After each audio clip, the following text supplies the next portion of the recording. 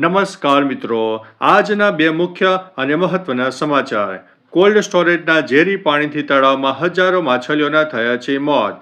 ગાંધીનગર જિલ્લાના દહેગામ તાલુકાના લીહોડા ગ્રામ પંચાયત વિસ્તારમાં આવેલા તળાવમાં નજીકના કોલ્ડ સ્ટોરેજ દ્વારા છોડાવવામાં આવેલા પ્રદૂષિત અને ઝેરી પાણીને કારણે હજારો માછલીઓના મૃત્યુ થયા છે. આ ઘટનાએ પર્યાવરણને ગંભીર નુકસાન પહોંચાડ્યું છે અને સ્થાનિક રહેવાસીઓમાં ભારે રોષ ફેલાયો છે. ઘટનાની જાણ થતાં લીહોડા ગ્રામ પંચાયત તલાટી ઉપરાંત પ્રતીક્ષાબેન રાઠોડ તાત્કાલિક ઘટના સ્થળે પહોંચી ગયા હતા. અન્ય મહત્વના સમાચારની વાત કરીએ તો આજથી સીબીએસઈ ધોરણ 10 અને 12ની બોર્ડની પરીક્ષાનો પ્રારંભ.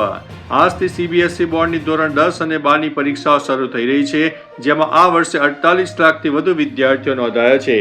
પરીક્ષામાં બેસતા વિદ્યાર્થીઓ માટે મોબાઈલ, સ્માર્ટ વોચ કે કોઈ પણ ઇલેક્ટ્રોનિક ગેજેટ ઉપર સખત પ્રતિબંધ છે.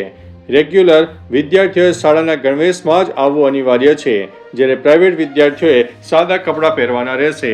સારા ગુણ માટે સ્પષ્ટ અને વાંચી શકાય તેવા અક્ષરોમાં લખવાની સલાહ આપવામાં આવી છે. તો ચાલો મિત્રો, ફરીથી દેશ અને દુનિયાના સુપરફાસ્ટ સમાચાર લઈને મળતા રહીશો. ત્યાં સુધી અમને રજા આપશો. નમસ્તે.